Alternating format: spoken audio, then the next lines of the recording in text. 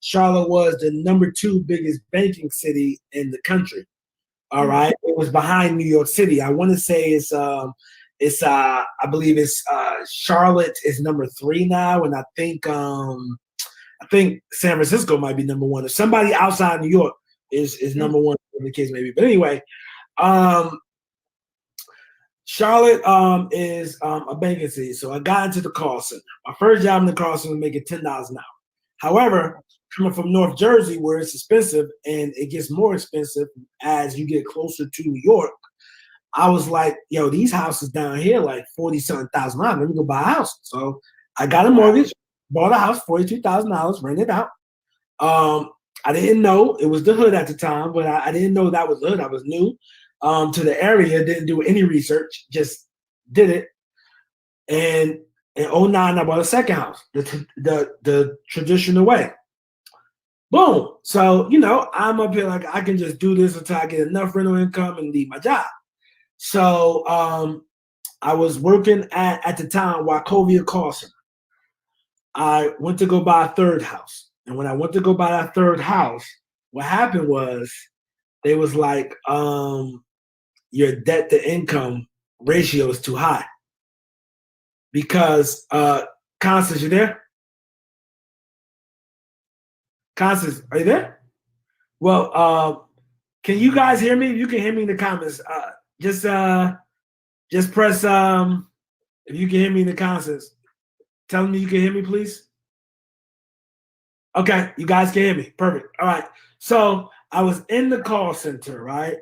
She's back. So I was I was in the call center, and for me being in the call center, they said, well, I was making $12 an hour, working night shift at Wachovia, which used to be headquartered here.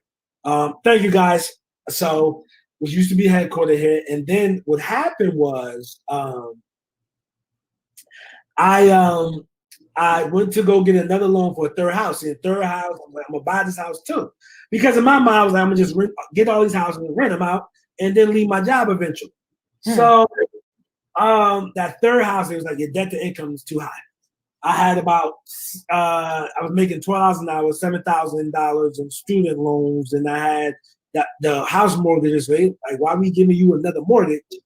And your debt to income too high. So I'm like, oh, I was devastated, right? Because I was devastated because I assumed that my real estate career was over. Like, oh my God, real estate career is over. So I read a book, a life-changing book, and it told me about something called the RIA, Real Estate Investment Association. And you know how Constance, when you self-develop and you have the right mentality, right? Like you attract certain things in your life. So I attracted somebody in my life. I was like, yo, bro, you need to go to the RIA and all that. RIA, the Real Estate Investment Association. They got some in Charlotte. Look, this is how you find them. This is site. We're starting out my call center job. So I'm like, all right, cool. As soon as I found out about it, I went there. And the speaker was talking about, flipping houses with no money and no credit. And I'm like, well, I don't got credit anymore. This is in a recession, so I can't leverage that anymore. I definitely don't got no money. So this I qualify for. So that's how I found out about wholesaling in 2010. And as I was finding out, I was just doing little things, to get me that first deal. And in 2011, I got a mentor, 8 months, nonstop of work. I did my first wholesale deal. Now, for those who don't know what wholesaling is basically you find a property at a deep discount, right? So you get it under contract. You then assign that contract to the end buyer, right? And once you assign that contract to the end buyer, let's say you get a contract for $50,000, houses worth $110,000 or whatever. You assign that contract to the end buyer for $60,000, right? So on closing, the end buyer, who's a cash buyer, will wire the money. You're going to get your check for $10,000 at closing, and then the seller gets whatever they agree to. So basically, you're selling paper. You're just selling the contract. That's all you're doing is selling the paper. So that's what I was doing. And then 2012, we got fired. Okay, it wasn't. I got fired for me being me. You know what I'm saying? I can't work no job. So 2012, 2012, I was like 29 at the time, and I got fired. Right, it wasn't no surprise fire. It was, I don't lie to get the job. I told them I did Microsoft Excel and all that. You know what I'm saying? They was giving me the Excel sheet. I was lost. I kept entering the wrong data, whatever. So I ended up getting fired. Right, so I had to do this business full time, and I had to make a bet. I got fired September 2012, so I had to bet on myself. Right, so this national guru, like a wholesale speaker. At that time, he was like he was like one of maybe 5 real estate podcasts, and maybe like 2 of the real estate podcasts out of 5 were active because everybody was like business or whatever, moved on with their life, whatever. So he was having an event in Dallas, Texas. I lost my job. I said to myself, I said, yo, I'm gonna go to the next one. And this was the second event contest. I said that the first time I was gonna go to the next one. I said, yo, it's either now or never. I got to do it now. So I went to his event in Dallas, Texas. I came, I met up with somebody else from Charlotte, to the hotel room, and I came back, man, just ready to go. At that last job I got fired from, that was my highest paying job. I got a bachelor's degree. My highest paying job was $38,000 a year. Okay. Wow. That November, I got fired in September. That November was at that time was a lot of money to me. I made 10 grand in assignments. You know what I mean? So I was like, yo, wow. Then that's when I told my family I got fired from my job because I didn't want to tell them at first because I didn't want them to be worried about it. And they pushed me like, are you okay? Are you gonna make it? And I ain't need that in my life at the time. So, but yeah, that's how I got started, man. Wow. So how long did it take you to make your first 6 figures? So the next year I probably made about like 90 something. So let me see, that was 12. So 2013, I made 6 figures. That's when I was getting them 30, 40K checks and all that. Yeah. So 2 years later, I was making 6 figures. Wow. And then how long did it take you to make 7? I'm 37. I made my first 7 figures. I want to say like 34, 35. So let's see, 2017, I probably did my first 7. 2017, 2018, one of those. Wow. So let's talk about it. So because everybody wants to know, how do you wholesale? So what does that mean? So how do you find the deals? Okay, so when you're wholesaling, you want to go direct to seller. Okay. Now you go to what that means like an off-market property. So what Constance does, right? It's Constance, in most cases, somebody can talk to Constance and she can list the house because the situation and everything's fine. We're going after like problems, people with problems, pre-foreclosure, back taxes, divorce, relocation, downsizing. And I don't know about Constance's office. I know Constance is an investor too, but like you still have realtors who will go to a seller's house and say, hey, look, for me to list this house, you need this, that, the third. And the seller like, I ain't got no 30, 40 grand to be laying around. Or I'm not trying to fool with no contractors because my friend fooled with some contractors. They took a deposit for $5,000 and she's never seen them again. I just don't want to deal with that. I'll just sell my house to one of those we buy houses guys. And so what I do is I market to those people by buying lists. Okay. You can buy a divorce list. You can buy a absentee owner list, which is somebody who owns a house but they don't live there. All right. So in that particular case, they own the house and they don't live there. I can buy that list. So, I might find somebody who inherited the house, a burnt out landlord, a retired landlord who just want to, if somebody bought a house in 1990, not only they get the depreciation, they probably made 4 times over on that one house, So it's like, hey man, look, man, I'm done with them now. I just want to cash out. I'm tired of it. I don't want to do no work to them. Just cash out. If we can agree on the price, you can have them. So you have that. But I get deals by basically marketing to those people. Mm-hmm. Now, what I do by marketing to those people is like, I do text message, right? I do cold calling. I do something called ringless voicemail. Now, for some of you, I don't know what state you guys are in, so you might want to check guidelines because I know guys in Florida, if they cold call the wrong person, they can get fined. Mm-hmm. So God, look into that. And with me, I make sure I scroll the do not call list and things of that nature. However, those are my 3 ways of marketing to get the particular sellers that I'm looking for. Are you still doing the cold calling, or do you hire people out to do that for you? I have a team now. I have a team that do. So yeah. So that person who wants to start, okay, I bought a list. I've started my cold calling, but it hadn't worked. How long should they be doing this? Is it going to work the first time? Does it take weeks? Does it take months? Like, how long does that normally take? How long should they be working until they get something? And it took me 8 months to get my first deal, right? So if you bought one list and you're cold calling, you got to hit that list once a month. In the meantime, like with me, I was active. I was driving for dollars. Mm-hmm. You know? Now with driving for dollars, I got in my car Saturday morning, and on Saturday morning, what I would do is I would go into the neighborhood, look for beat up houses, houses that need roofs, houses with overgrown grass, houses with mailboxes. Just I would look for that stuff, okay, and write down the addresses and mail them a postcard. So yeah, by me mailing them a postcard, just getting in front of them and saying, "Hey, look, I'm here. I want to buy your house." You know, so that's how I got started with driving for dollars, and I did it for 8 months straight until I got my first deal, and then from there I started to buy lists. But you know, some of you guys might be in a situation you have disposable income, you can buy a list. Now, when I was driving for dollars, I did it with pen and paper. There's a app called dorudriving.com, DORU, driving.com.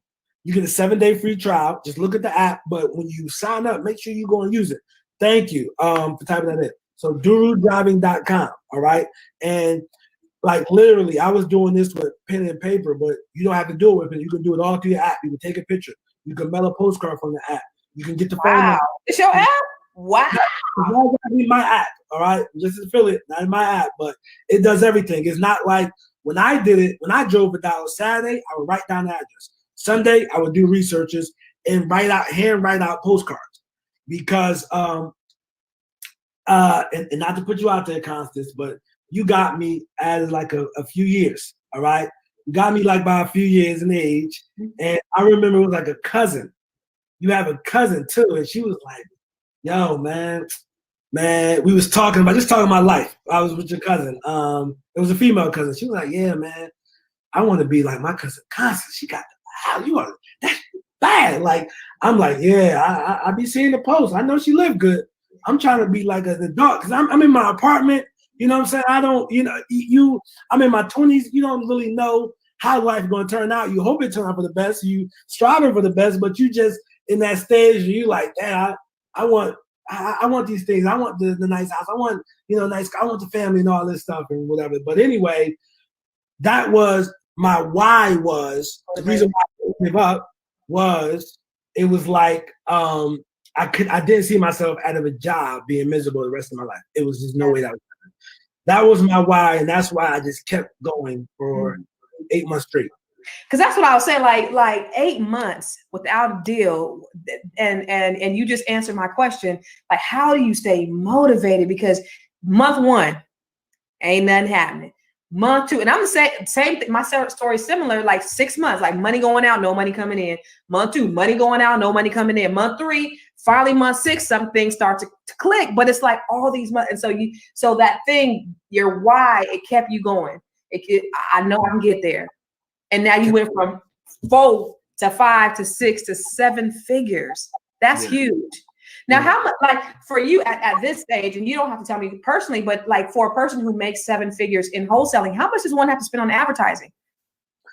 Okay. So with those market strategies, I told you, my advertising cost is cut by like a third because it's a lot cheaper now because you can get these services for cheaper than mail.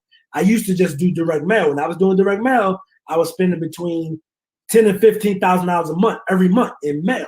Yeah, because mail, I was going out to the whole county, So now I'm doing cheaper ways. So my marketing bill now Now it's probably under. I know it's under $100,000. Not nothing crazy. It's under $100,000. But before it was well over six figures in just marketing. Wow. But yeah, so that's where I'm at now, and I'm an open book. You can ask me anything, you know. So. But think about this, because this is what I always tell my agents. It's like the rule of thumb is however much money you make, you want to spend at least 10% on marketing. So if you want to make $1 million, you have to spend at least $100,000 on marketing. If you want to make $100,000, you have to spend at least $10,000 on marketing, and that's kind of the rule of thumb. And the reason why a lot of people, that are business owners aren't successful is because they don't want to invest and put their money into marketing. But you talked about ways in the beginning where, look, I had to grind, I had to drive for dollars, I had to write that, I had to hustle until I got there. But once you, at some point, you have to put that money up in there too, right? Absolutely. That money, that work. And if you don't got money, you got to do the work. You got to concrete and get it work. But it's hard, very hard to build a sustainable business on free. You're going to have to invest that money in marketing. But first thing first, invest that money, I would say, in yourself. Because I remember, I forgot what event we was at a few years ago, Constance. I think it was at Tony Robbins.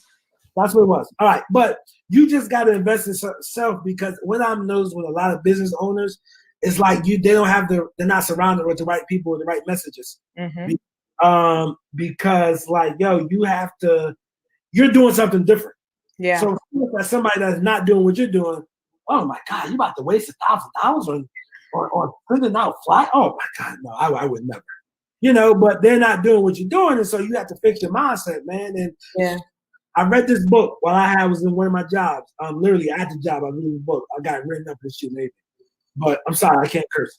But I was reading this book, and the book said, like, the book said it's not very smart to get a second job. And he didn't use that word. He said, it's stupid to get a second job. He said 2 jobs for 2 people. He said, what you should do is you should open up, as he said, you should go start up a side business, essentially like a hustle, whatever the business is. He said, when you start a new business, the first few months, you're working for free. Possibly a year, you could be working for free. But he said, all right. He said, that's fine. You got to train your mind to get used to that. And he said, once you train your mind and get used to that, basically, he said year 2, you can make $50,000 from just your side business. Then he said year 3, possibly you'd be doing past $250,000. And that's exactly what happened with me. 8 months free. You know what I'm saying? Like 8 months consistently, weekend free. And now fast forward, unfortunately, COVID messed up my year, but I would have definitely been on somebody's island this year, chilling. You know what I mean? But unfortunately, I can't travel like I want to travel. But yeah, you got to invest in yourself. It's extremely important. Yeah, the thing about that is, a lot of people, they won't make it that far. It's like they'll hustle, and they'll get to this place where they'll hit a brick wall, and like, you know what? Because it's not happening fast enough. Then they'll just go back. And I heard you talk about investing in yourself. What was the best investment you think that you made? I joined this mastermind. I was like, I talk about awkward. I think it's all colored people in here, so I could just be more. So I joined this mastermind. It was $20,000 a year. I did it for 3 years free. And in the mastermind, you got 4 meetings. And not that you pick, it's just 4 meetings. You miss a meeting, that's on you. So you got 4 meetings. You either met in San Diego or Tampa. It's a high-level mastermind. Anybody can't get in. You have to be doing a certain volume. But like Constance stated in the beginning of the call, I had like an online presence. So when I first got in, I was the man here. I was making 6 figures here, but how many deals you doing? I'm doing, man. Like 20, 30 a year. You know what I'm saying? I'm making, 200, 150, 200, whatever. Like, I said, look, man, this is what I can do for you. He said, I got a word from somebody else with a good word. And he's like, look, bro, this is what I'll do for you, man. I'll let you in, but on the Rise and Star program, which means you can't go up there and present. He said, your first meeting free. Just come out. Don't give me no money. See if you like it. You just can't go out there and present. And I'm like, all right. So the whole year, they had me in the sideline. I'm just soaking up game now. I'm soaking up game. Only black guy in them. Soaking up game. And these were like these white. This one, I want to say Obama was in office then. So these were like the anti-Obama guys, all that. So I'm soaking up game. I ain't care, bro. So I did meet some cool ass white people, bro, some cool ass ones. But and the year 2, I was giving the presentations, I was killing it, and that took me to like that $500,000 mark. So now I spent 20 to make the $500,000. I'm making $500,000, and then it just grew to like the 7 figures. Just off that information of investing in yourself, man. You know, and it was $20,000 investment. You know what I mean? And I stopped. I stopped going a few years ago because even though I'm single, I ain't got a family, and kids and nothing like that. I got tired of traveling 4 times a year for business conferences. That was just too much for me. I was like, God damn, like, as soon as the quarter over, we gotta go out here. I'm like, man. And then that West Coast time change, that shit was hitting me. You know what I mean? So I was like, nah, I stopped it. And but I did hire a coach because you always want that information. You always want access, to ask those questions. So I love the fact that you invest in yourself. Like, I've invested hundreds of thousands of dollars. Like, you cannot get to the next level. One of my friends and my coaches and mentor, Lisa Nichols, she said one time when she was on Oprah, Oprah asked her during the commercial break, how many coaches you have? And she said, I have 1 or maybe 2 or something like that. So then the next commercial break, she asked Oprah, how many coaches you have? She said, I have 4. So she said, you know what I did? I got me 4 coaches. Like, everybody that plays at a high level knows that you got to have a coach, knows that you can't get there by yourself. Michael Jordan couldn't get there without Phil Jackson. You know what I mean? All the greats couldn't get there without a coach. And understand that when you have a coach, you have to be willing to invest in it. Ain't nothing free. And if it is free, then you don't place value in it because you ain't paid for it. Right? Yeah. Real talk, man. Real talk. Let me ask you this. You wrote a book, like I said in the beginning, and I came to you when I wrote my book. Hey, how did you write? And you, I mean, you're so free with the game. And so your first book was Flipping Houses Like Flipping Burgers. Flipping Houses Like Burgers, yeah. Flipping Houses Like Burgers. And I read that. I thought it was a great book. It was a great entryway for folks to start flipping houses, because that's essentially, what wholesaling leads to. I'm an investor also. I buy my properties from wholesalers. I ain't got time to be, bird dogging and going trying to find these deals. Give me the deal.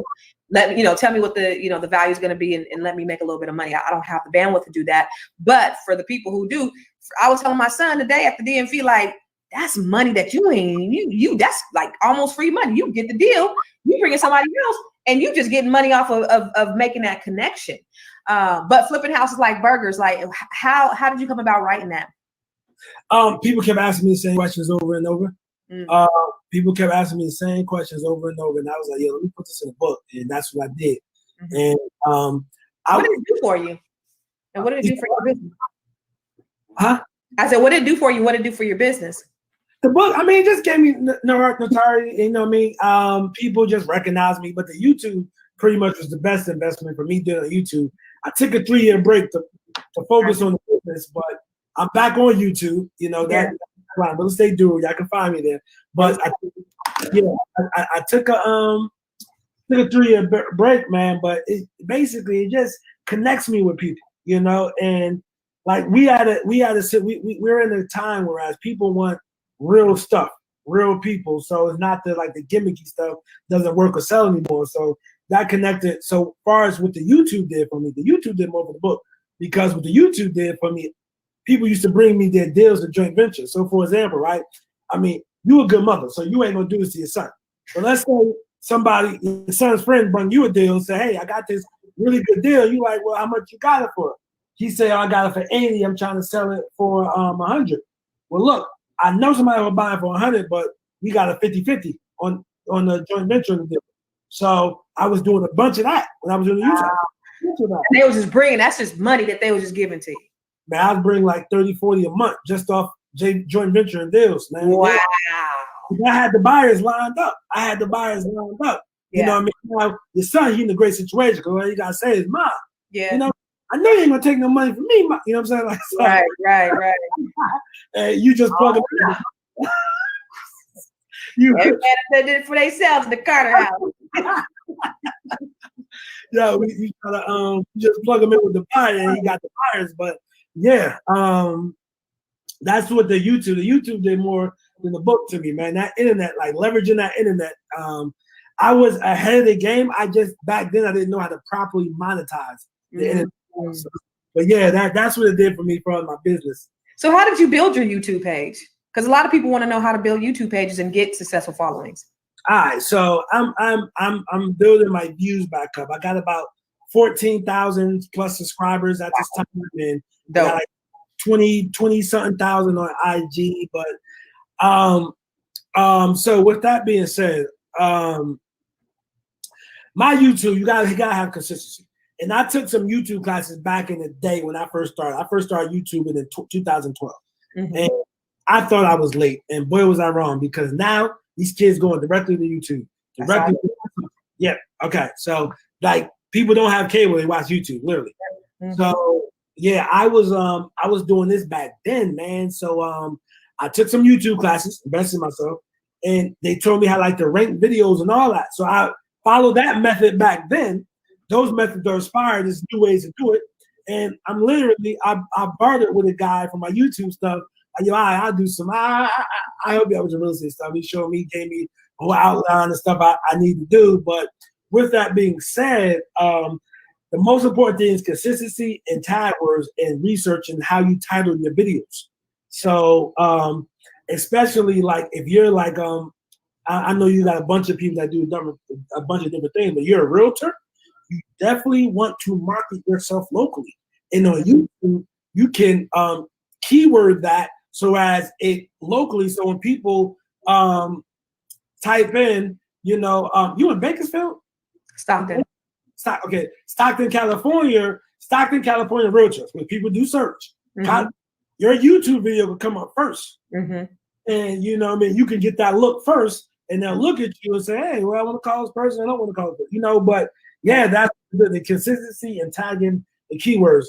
That's what got me my views up before. But now my views are, they're staggering around like 500 views a video with 15,000 followers. So I gotta get more consistent and get more consistent with posting on YouTube. But I'd be so occupied with actually doing my business, I don't be having time for it. So you gotta hire. You making all that money, you better hire somebody to do YouTube. You shouldn't have to do that. That's minimum wage money, brother. You a 7-figure, almost 8-figure brother. You know what I'm saying? Invest in that. So Rita said, are we going to keep this video up? Absolutely. It'll be up so you can watch later. So the last question I want to ask you is, how did you build your team? Because as people grow in their business, you get to a level. Number one, when did you figure that you needed a team? And then how were you able to put proper people in place to have a successful team?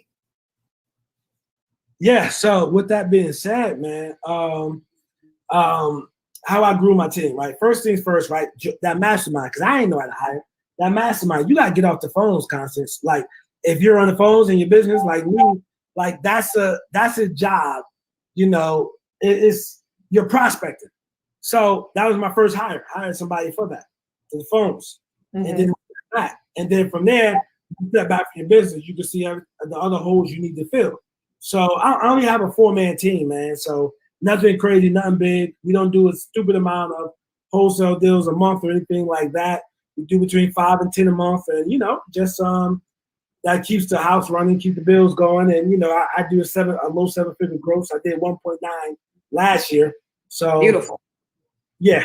So, but yeah, that's how does your team work? So you have some people on the phone. So how does that work? What's the hierarchy of the team? Okay, I'm sorry. All right. So I got 2 people working phones. A cold caller. I got somebody prospecting the leads that we already have and follow up. And I got an acquisition guy who basically goes out, looks at the property, talks to sellers, lock it up under contract and things of that nature. Okay. And then you do what? What's your role in this? Are you still out working? Are you still going out into the field? Me personally, I am. Are you chilling? You like on the beach while everybody else is just working that thing? Is that what's going on? Nah, I'm just trying to grow. Oh, there goes the better camera. Okay, I was trying to. There it is. What you got? Logitech? A Logitech. How'd you know? Because I got the Logitech. Got that light. Look at that. Look at that light. Looking all handsome. Yeah. So.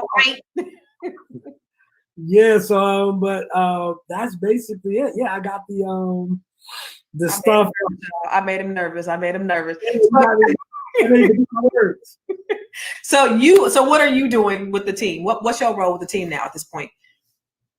My role, I'm basically just growing the business. I do go look at houses because I'm really passionate about real estate. I'm 37. I've been wanting to do this business since 19. I grew up in a lower income section, North New Jersey, Elizabeth, and a lower income section in the hood. So essentially, like I try to explain to people, like, hey, look, it was just like, somebody was like, hey, man, I want to be a rapper since this. I want to be an investor since 19. It was guys around me wanted to be rappers and all that. And back then, I don't know, concept. You remember this concept? The girls wanted to be the video vixens. Not G models. They want to be the video vixens and get published in those magazines. Right. There you go. All right. So that was the thing back then too. So, so with that being said, I just wanted to be an investor. So like I love this stuff. So I like to look at houses. I go meet with sellers and look at houses and things of that nature. Like I take stuff off my guy's plate. So what's next for you? I bought a commercial building, right? So I've been wanting to do commercial. What? For a while. I bought a 5,000 square foot commercial office, and I'm ready to tackle on this project. And what are you gonna do with it? Lease it out to a tenant. So hopefully I can get a flagship tenant. Hope I can get a good tenant. I want to do medical office. So like a medical professional, dentist, doctor, something that's recession proof. But I'm getting these bills for this commercial game, and it's different. The roof on this broken like 50 grand. I bought one about in the last year. So and I turned it into a co-working space. So I'm well versed in the bills of the commercial real estate. Yeah, it's not like buying a single family home. That's for damn sure. But that's dope. So you elevate. You want to buy? Do you want to get into commercial more? Absolutely. That's why I'm tackling this project. I gotta liquid myself up in that entity because I do business in multiple entities. And I try not to cross the money. You know what I'm saying? So right. Keep that corporate bill. There you go. So I'm actually trying to liquidate if I can get some money because I didn't know anything about this, but they got in commercial when you lease something, they got something called tenants improvement. Right. And, TIs. Yeah, man. So with that being said, like I was talking to my leasing agent. He like, yo, after you do what I do, after you do what you do now, the first bill I got was $192,000. $192,000 gonna give me my roof, windows, door, a blank canvas out that door. How much did you pay for the building? I got a great deal on that. That's why I bought it. $125. Oh my God, for a 5,000 square foot building? Yeah, that's why I bought it. Yeah. Woo-hoo. Where do I sign? Where I get one? Where I get one of those? I mean, this was a diamond in the rough. That's why the guy told me about it. I said, yeah, man, I want it, man. Just go lock it up. He said, you want to come look at it? No, why would I do that? Just go lock it up. And yeah. So that's how I bought it, man. So. That's how ballers roll. I mean, that's what ballers do. I mean, you know what I'm saying? Like, I had to get inspections. I had to, phase 1, phase 2. I do all that stuff. I ain't rolling like you guys. No. I was too stupid not to do that. You know what I mean? I just like, man, I said, wait. I said, for those who don't know, Charlotte is all right. It's affordable compared to other major cities. I'm quite sure to California, but Charlotte's expensive. It's not the same Charlotte. Like if you go on my Instagram page or see some of my YouTube videos, those $500,000 houses that I built in the past, those were essentially like used to be the hood. So gentrification is heavy here. Wow. Yeah. So and so the average 1-bedroom in Charlotte is $1,000. Just to give you an example of cost of living here. Fortunately, back when I first moved here, like in 2008, it was cheap. So I literally had a call center job making $10,000 my first job, and I was able to pay everything. I had no car, though. I was able to pay everything. Now you got the kids, the constant kids age coming out of school, wanting to move on their own. It's like, whoa, like can't do it. You got a lot on their plate. So yeah. So it's insane. But I heard that price, man. I just had to hop on it, man. But these bills I'm getting, they're like the plans were $12,000, right? I'm complaining to somebody else. I said, man, these damn plans $12,000. I said, man, this shit. I was like, man, I think they're trying to screw me over. He was like, man, $12,000 for 5,000 square feet, bro. He said, yo, that's good. He said, bro, my plans for my project was $54,000. Wow. For the plans. This is the plan. But he got a strip mall. So wow. I said, okay. I said, yeah, I feel good. Yeah. I mean, I bought $1 million building, but I had to do no plan. So I was blessed with that. Yeah. So in your group, because you have a group on Facebook called Wholesaling with the Yes. right. Yes. I think earlier this week you were talking about the top places. You were talking about the top places earlier this week. You were talking about the top places to wholesale. Give me 5 of the top places to wholesale. What are 5 top places? I mean, any major city right now. If you're in any major city, any mid-market. You had a list. I can see you had a list. No, you had a list in the group. I think I shared the list, but I didn't. I don't remember the cities. But Charlotte's one of the fastest growing cities. But yeah, anywhere, man. Like if you're anywhere that you can make money is a good place to be. So you think it's still some good deals out there in Charlotte and in other places? It's absolutely good deals, and even when the market was down when we first met in the recession, people, good deals around. People always say that. Now, as an experienced person, I've been involved in real estate for 13 years. Yes, it's harder to find deals these days. Yes, it is harder. It's difficult. It's competitive, but there's still good deals out there. However, like rental property, I'm starting to have to go in the outskirts. But that's what I'm trying to hop in that commercial space because, like for example, you got your son. He's 16. He asking you about wholesaling. Hey, that guy's gonna be let's say he do his first deal this year, but he's gonna be eager and he's gonna be able to outwork me because he's willing to do things that I'm not just willing to do no more because I got comfortable. You know what I'm saying? Oh yeah. I'm trying to, I'm focused on growing my rental portfolio, man. And that's why I'm hopping in the commercial space, just trying to elevate my game, man. And I'm always going to wholesale because this stuff is sweet, but I'm just trying to elevate. So what do you think is the next hot spot to start investing, wholesaling or investing for a wholesaler or investor? Depends on your situation, right? So if you don't have any money, I strongly recommend you wholesaling. Then you're going to get some skills that you can never go broke on because you know how to find a good deal.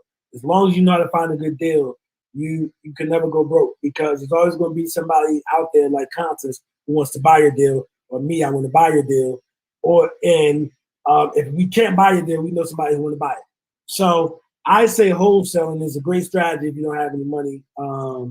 If you don't have any money to just hop into investing and, by flipping houses and such. What's the next big city that wholesale in? You said the next big city? Yeah, the next city that you think is the best city that you can start wholesaling in. It's coming in real choppy. I can't hear you. It's coming in real choppy. The next city, wholesale. The next city. The next city, hold on. It's this city. It's on the rise, and they got like the old Charlotte prices. Hold on. You can still get a house in the city for under $100 grand. It's in Alabama. Alabama. It's in Alabama. It's a major city in Alabama. Not to me and you though, but they got colleges there. They got technology there. Research centers there. It's in Alabama. I can't think of it though. Huh. Okay.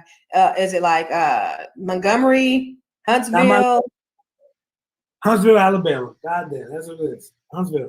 Huntsville, yes. Note to self. Going to Huntsville. There's actually a show on OWN called Huntsville. There you go. There's a show on OWN. Yeah. And they're real estate investors too. Yeah. Right. They are real estate investors. Wow. So you gave us so much good information. Before I let you go, give me 3 good books. 3 good books to read that get you motivated, that really got you going, that somebody, who just wants motivation in their business or whatever. 3 good books. Think and Grow Rich, A Black Choice. Dennis Kimbro. Okay. So hold on. I gotta Google these books because I can't remember. I remember I was looking for some motivation, and you gave me a few to read too. I don't read as much as I used to. What? Yeah, because I'd be busy. So I've been so busy, man. But Think and Grow Rich. 50 Cent's latest book. Oh my, that's a classic. Oh yeah, I read that. What is that? Hustle Hard. Yeah, Hustle Harder. There you go. And Hustle Harder, 50 Cent's last book. And if I had to give a third book, let's see, I'm trying to think of it, man. This guy, bro, he's I want to say his last name is Maxwell, I want to say.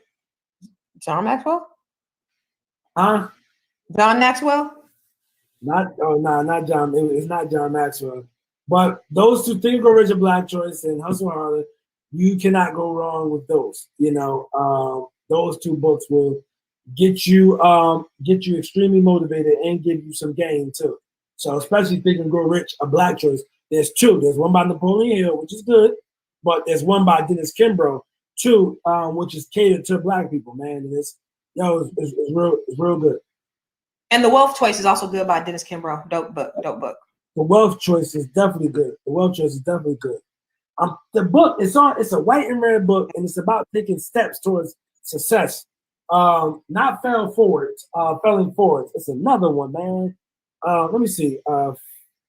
Founder of Success. So while you do that, Marie's son said, I hear that tax liens are great in Gary, Indiana. She's getting them for under $3K. Tax liens are great. Just as long as you're comfortable with the compound effect. The Compound Effect by Darren Hardy is a third book. That's good. That's a classic. You'll love that one. But yeah, tax liens. But before you go out of state, man, just see, you might want tax liens in your state. Like North Carolina, this is not a tax lien state. Mm-hmm. So, you might want to do it in your backyard and all that. And Gary is coming back. They're trying to make it come back. It's a lot of factory work stuff, out there that went away back when those jobs started leaving 20 years ago, but it's starting to come back. Companies are now coming out there. People are investing money in there. You just can't have the Wild Wild West for so long. You got to get it right eventually. Everything has a short window. You got to strike while the iron's hot. It's like what's his name? Oh, never mind. When he talks about the bell curve, like getting in something on the way up, not when it's on the way down. What's his name? I read the book, and he had a great TED talk. Oh my God, but I can't remember. Huh? I said that's how it be. So yeah, she said they're investing in Gary outright. Actually, Nico Cherry is out there investing in Gary right now. Yeah, she's out there having correct. Yeah, she's out there like buying apartment buildings and stuff. And my girl Vanessa Braxton is out there real heavy too. Yes, that's correct. Yeah. Yeah. So anyway, Nas, thank you for your time. We were on a little bit longer than I wanted. I didn't want to have you on too long. She said, okay. But she said, look up investing in Gary, because she said that's the place to be. Yeah. Now, Now, when I got you here, could you? I just want to make an announcement, please. Yes. Okay. Thank you. All right. For all those who want more information on wholesaling real estate, October 22nd, me and my guy Max Maxwell, he's one of the top real estate educators in the industry right now. Black and White is one of the top educators. We're doing a webinar October 22nd. You can register for the webinar at maxandnas.com. Maxandnas.com. AND-NAS? NAS, yes. Max AND-NAS. Max is MAX. Mm-hmm. And AND. Okay. And Nas, NAS. So maxandnas.com. If you can register for that, October 22nd, a free webinar. Yo, let's just get this money, man. Hopefully y'all can change your life with the information and all of that, man. So, what's the name of the webinar? Huh? What's the name of the webinar? The webinar is Max and Nas webinar. So yeah, just is it called investing in real estate? What is it called? Flipping house? Wholesaling real estate.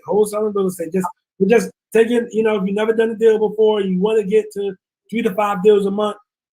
get out your job, situations like that, man, please hop on this webinar, October 22nd. It's going to be some life-changing information. Right on. There it is right there for you, Marie. Make sure you guys sign up for wholesaling real estate with Max and Nas on maxandnas.com.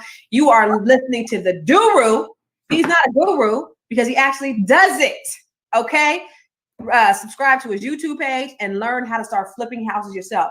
One of the questions I get asked so often is, how do you start flipping houses? Go to this man's website and he's going to teach you how to start flipping houses. He's going to teach you how to do it yourself. He's going to teach you how to start wholesaling, because you can do that with no money. Just a little bit of hustle, a little bit of gristle. All right.